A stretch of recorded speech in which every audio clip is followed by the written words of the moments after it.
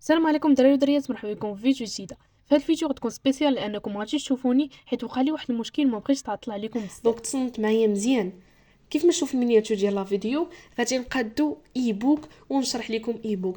كنوعدكم الاخوان بلي هذا غادي يكون احسن كورس نزل في المغرب كيهضر على الاي بوك. كيف ما سمعتي، لانني قلت لكم بعض الخططات وبزاف ديال الحوايج اللي غادي يشرحوا لكم الاي بوك بشكل مبسط ومن الاول حتى الاخر. دونك كنبغي منك حاجه وحده، ما نساش دير معاك واحد لايك، سبسكرايب، تابوناو وفعل الجرس، ويلا نبداو. حاول تصنت ليا مزيان.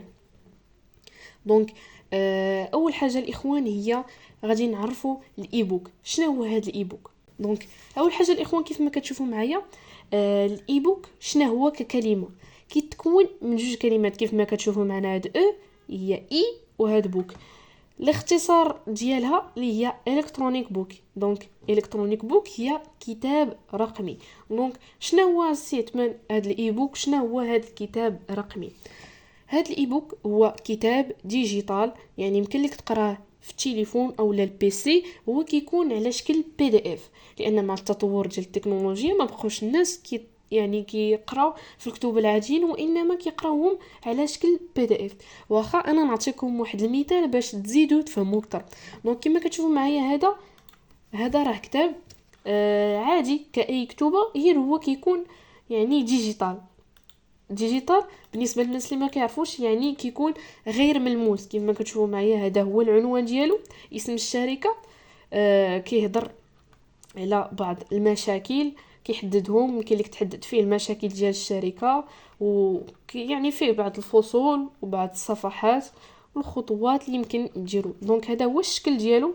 كيتكون من 20 او 21 صفحه كيف ما كتشوفوا معايا هكا كيبان من الفوق. يعني كتاب كأي الكتب. دونك هاد الايبوك الاخوان دابا فهمنا الشرح ولا شنو هو الايبوك. دونك هاد الايبوك هذا يمكن لك تبيعه، يمكن لك انت تبيعه. الا شفت في هاد الحلقه هذه ماكسيبور غنوريكم كيفاش تحطوهم في المواقع اللي كيتباعوا فيهم الكتب. المواقع اللي كيتباعوا فيهم الكتب بحال غامرود او لا ايتسي، ويمكن لك حتى تشريه من نفس الموقع ديال غامرود او لا ايتسي. هاد غامرود و ايتسي هما واحد جوج ديال المواقع اللي مشهورين. خصوصا غامرود مخصص في شي حاجه اللي ديجيتال، يمكن لك تشري اي بوك، دي كالوندري وبزاف ديال الحوايج. ويمكن تارجيتي بهم اولا تبيعهم العالم كامل. وكنصحك باللغه الانجليزيه اللي كيتكلم بها العالم كامل. دونك الاخوان اليوم الموضوع ديالنا ما غاديش نبيعوه وما غاديش نشريوه، بغينا ناخذوه حنا بينا نقادوه. دونك الاخوان بالنسبه اللي بغى يشريه ويبيعه باش تكون طريقه ليغال ويكون فلوس حلال، داكشي قانوني. خاص الا بغيتي تشريه من عند هذاك الشخص اولا من عند هذاك السيد البائع اللي بيبيعو لك، خاص تاخذ من عنده سياسه الاستخدام. مهم كيعطيك الحق باش انك تبيع الكتاب. دونك هاد الجهه هادي فهمناها، شرحنا شنو هو الاي بوك، كيفاش كتتم الطريقه ديالو، وعطيتكم مثال ديالو. دونك تاني خطوه واللي هي الخطوه المهمه واللي هي اللي غادي نهضر عليها هاد الفيديو هادي، هي الخطوات اللي خاصك باش تقاد اي بوك. دونك كيف ما كتشوفوا معايا انا قديت لكم بعض الخطوات. في ثلاثه الخطوات يمكن لك تحصل على اي بوك. اجي نتكلموا عليهم بشكل سطحي ومن بعد نطبقوهم. اول حاجه اختيار نيش اولا الموضوع، يعني خصنا نختاروا الموضوع. بحال هنايا عندنا كتاب باللونجلي وانا درت المجهود ديالي باش ترجمته. مثلا fastest way to lose weight، اسرع طريقه لفقدان الوزن. هذا مزيان.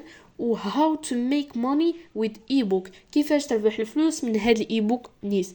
دونك الاخوان غنزيدكم واحد المعلومه، الاي بوك راه الا بغيتي تبيعو الا كنتي كبائع غادي نقسم عندك الاي بوك لجوج اقسام. شنو هما هاد الجوج اقسام؟ كيف ما كتشوفوا معايا هنايا القسم الاول هو كيف ما كتشوفوا من العنوان اسرع طريقه لفقدان الوزن. دونك هذا الكتاب هذا كيحل لنا واحد المشكل، سلوفر كيحل لنا واحد المشكل.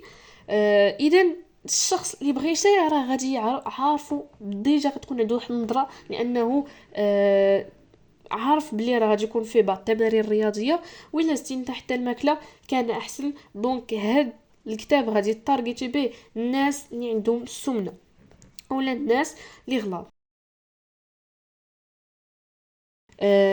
وعندنا النوع الثاني اللي هو how to make money with ebook. النوع الثاني كيكون الكتاب مثلا كيفاش تربح الفلوس من الايبوك او لا شي قصه بحال هكاك. كاينين بزاف من هذا النوع هذا.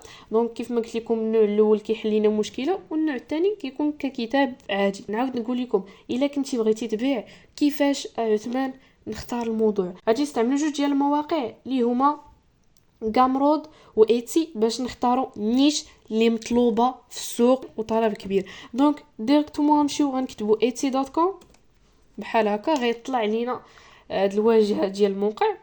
فما علينا الا نكتبوا حنايا اي بوك.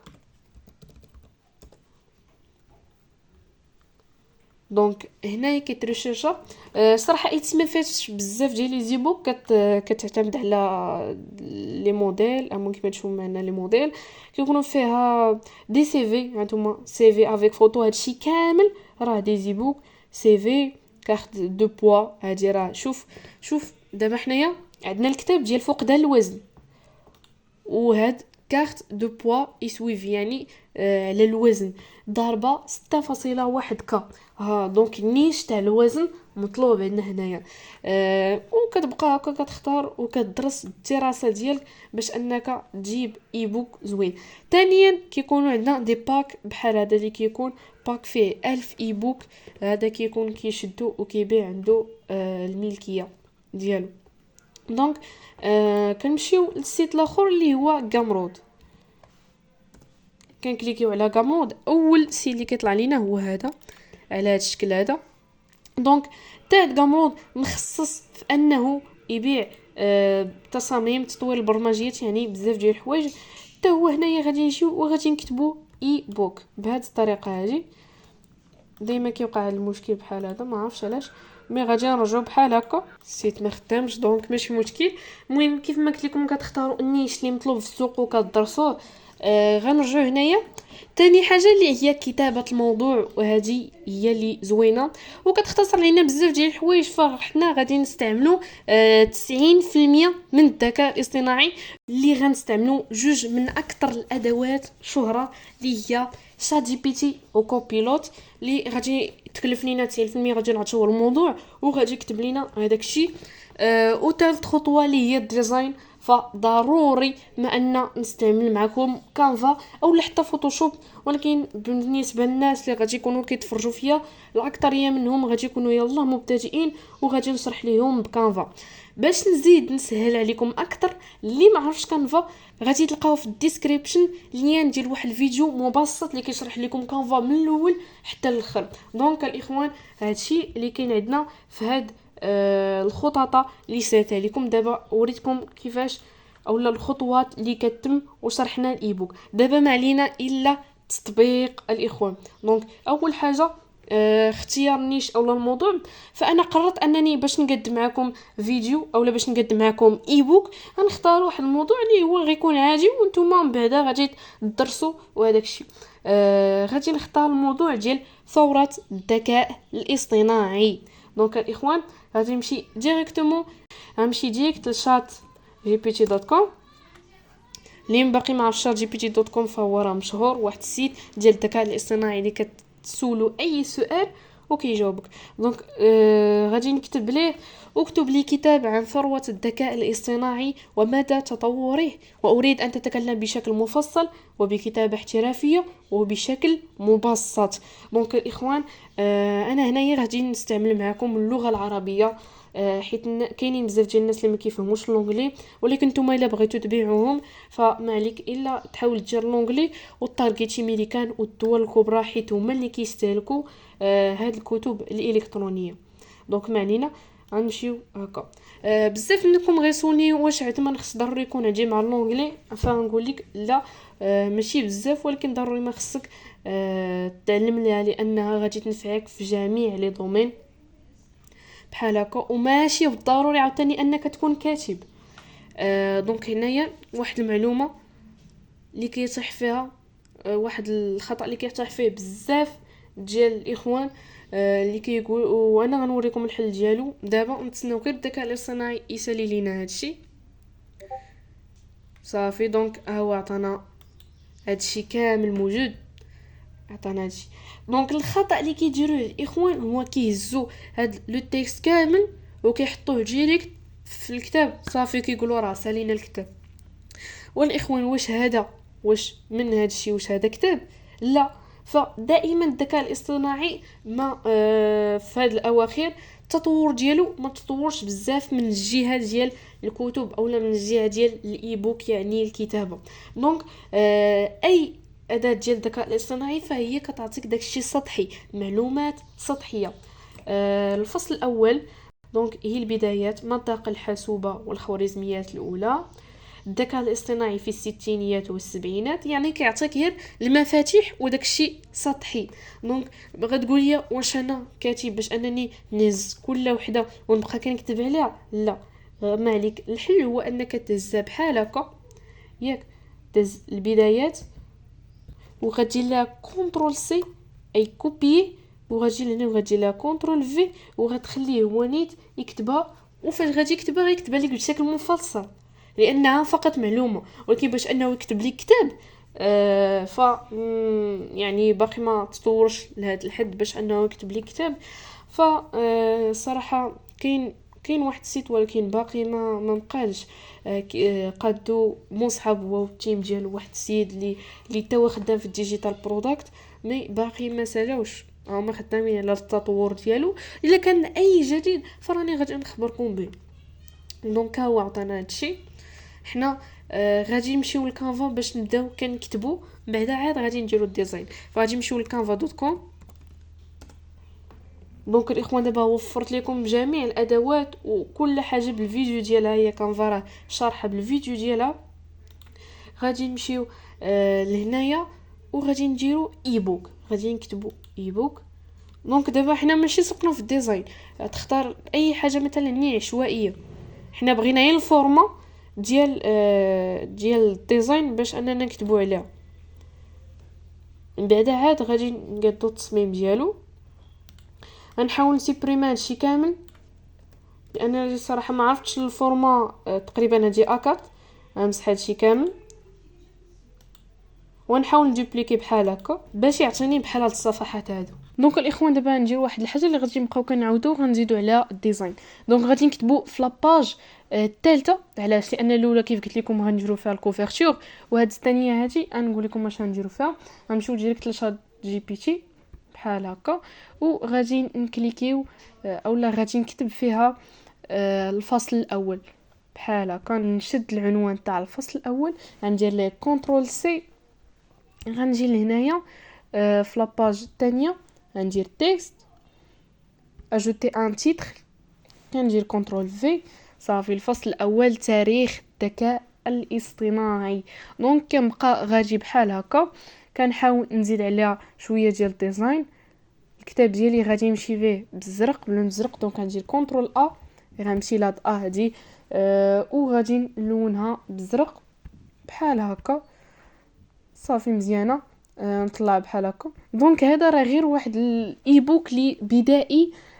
نتوما فاش غادي تبداو تقادوا الايبوك ديالكم راه غيكون عندكم الوقت اولا يمكن لكم تشدوا شي قالب واجد في كانفا وتحطوا عليه غير لي زانفورماسيون.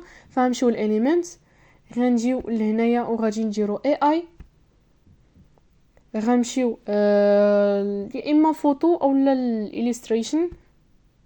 غنمشيو للاليستريشن وغادي ناخذوا مثلا بحال هاد التصويره هادي ولا هاد الرسم هادي بحال هكا وكنبقى كنديزايني.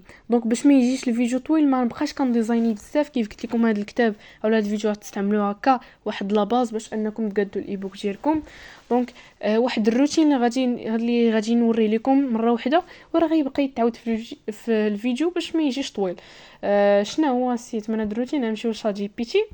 كيف ما قلنا عندنا البدايات، غادي نعطيها ليه يكتبها ويعطيني المعلومات ديالها، نكوبيها ونكوليها بحال هكا. هي البدايات غنهزها بحال هكا ديريكت وغندير كنترول سي. غنمشي نيت الكانفا غندير تكست، غنمشي هاد المره اجوتي ندير تكست. صافي غادي ندير كنترول في. اهم حاجه انا عاوتاني ندير كنترول ا باش انني نرجع هادشي ملي انها اللغه العربيه. صافي مزيان بحال هكا. كنحاول نقسم هاد الكتابه اللي عندي لجوج صفحات لانها كتابه كبيره.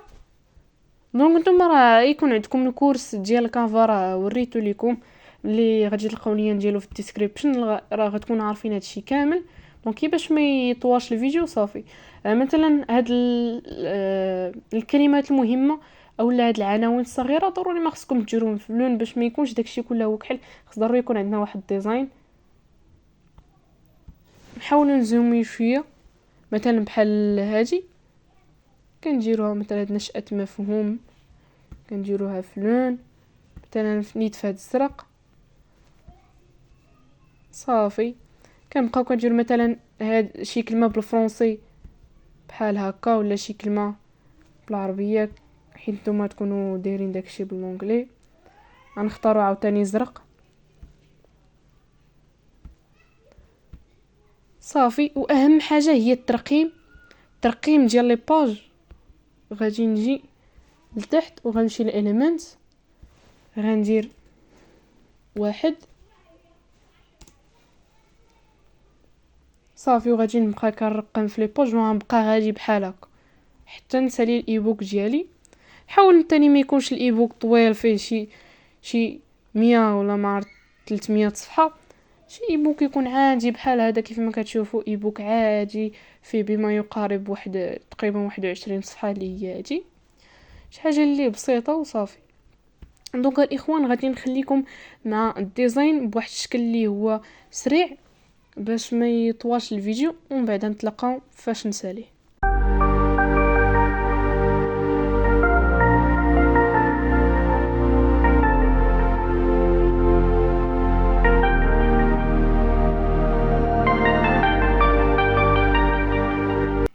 اوكي الاخوان بعد واحد الخدمه اللي دات ليا شويه ديال الوقت هانتوما كما كتشوفوا حصلنا على هاد الريزولت اللي ما بيش.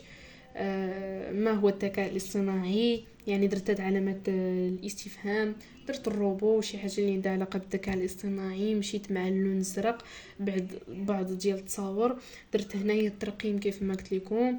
يعني شي حاجه اللي عاديه. مثلا هنايا كيف ما قلت لكم كل فصل خليت ليه باج ديالو بوحدها. هو الفصل الثاني التطورات الرئيسيه اختاريت هاد الاليستريشن. صافي وخليت اهم حاجه في الورقه الاخرانيه كاع درت كونتاكتينو. انا نوريكم فاش كتنفع. درت ثاني حتى في هذا الايبوك هذا اللي كانت الصفحه ديالها 21 ها هي اتصل بنا. علاش الاخوان هاد اتصل بنا كتلعب واحد الدور كبير. هانتوما كنخليو فيها الجيميل ديالك وحتى السيت منين شريتيه والنمره باش حتى الكلاينت الا سالا الكتاب ديالو ولا سالا الايبوك ديالو قراه يعرف منين شدو باش حتى الا بغى يعاود ياخد ايبوك واحد اخر يلقى ولا انت الا حطيتي شي اوفر تصيفطوا ليه في الجيميل ديالو. دونك الاخوان هادشي درنا كونتاكتينو. دابا جات واحد المرحله اللي مهمه اللي هي الكوفرتور. علاش الاخوان الكوفرتور خصكم تردوا ليها البال. مثلا انايا حاط نفس الموضوع ديال نقصان الوزن اسرع طريقه فقدان الوزن. دونك في السيت غادي تحط دونك فاش كيتحطوا كتوبه ديال شخص واحد اخر والاخر وانا كيكون عندنا نفس النيش والسيد عارف النيش اللي بغى ياخذ. دونك هنا في كيجي الدور ديال الكوفرتور اللي كتكون كتاتيري خصها تكون كتاتيري وعندها واحد لا فالور قيمه مضافه للايبوك ديالك. دونك كيفاش قديتها كندير الاخوان اول حاجه غنستعمل باك جراوند اللي تكون في اللون زرق لانني مشيت مع اللون الزرق بحال هكا وقديت لها واحد ديزاين في فوتوشوب كنت لقيته في كانفا برو وزدت عليه واحد بعض التعديلات غنحطو بحال هكا ونشرحوا لكم دابا. هانتوما كيف ما كتشوفوا معايا شي حاجه اللي سامبل. الفوق كاينه عندنا واحد illustration واحد الشيمه ديال الذكاء الاصطناعي. كنجيو للعنوان ثوره الذكاء الاصطناعي. اختاريت داك الخط الصفر اللي كاين في الثوره، غيكون عاطي واحد المزيج ما بين النص ديال داك البوله ودوك الفلوس اللي كاينين لتحت. عاد درت واحد السوتيتر كيف تغير التكنولوجيا حياتنا. هذا واحد السوتيتر اللي كيعطي واحد الفالور اجوتي الايبوك ديالك. ثانيا في التحت كاع درت حدا داك الراس ديال الانسان، درت حداه الوقت والفلوس. يعني مثلا بحال هكا الذكاء الاصطناعي راه كيوفر علينا الجهد وحتى الفلوس. عاد بعدا درت بعض التعديلات اللي هما بسيطه، فكيخرج لينا الشكل ديال الايبوك هو هذا. باش نزيدكم واحد المعلومه اللي مهمه بزاف، الناس اللي عندهم كانفا اللي عاديه كيمشيو بزاف ديال الناس غيسولوني هذا السؤال، فاش كنكتب اي اخويا عثمان وكنمشي لي فوتو كلهما برو برو برو برو برو. انا نوريكم واحد السيت عالمي اللي كياخذوا منه التصاور بكاليتي واعره ديال بصح، اللي سميتو unsplash.com. هكا كي كتكتب unsplash.com كتمشيو ليه. دونك هو كاليتي اللي هي بروفيسيونيل. بلا ما نهضروا على الكاليتي كنمشيو للريشيرش كنكتبوا اي اولا ارتيفيسيال انتيليجنس. هانتوما كما كتشوفوا معايا مثلا هذا الانسان هذا نبينو فاش نكون كنهضر على احتياجات الانسان الى الذكاء الاصطناعي ولا شي حاجه بحال هكاك. دونك تصاور بكاليتي اللي هي بروفيسيونيل الاخوان. فدابا غادي نمشيو باش نتيليشارجيو الايبوك ديالنا. كنجيو للبارطاجي، كنجيو للتيليشارجي وحنا نتيليشارجيوه بي دي اف ستاندار. كندير ضروري ما ديروا انغيستري لي بارامتر دو تيليشارجمون. كنديروا تيليشارجي ومبروك علينا الايبوك ديالنا الاخوان اللي قديناه في هذا الفيديو. دونك كنديروا كليكي ايسي باش اننا نفتحوا الايبوك ديالنا. ها هو عندنا هنا. دونك ها هو كما كتشوفوا معايا الاخوان ايبوك بحال هكا بسيط بازيك بزاف الاخوان. دونك نزيدكم واحد جوج حوايج اللي غادي ينفعوكم ديال بصح.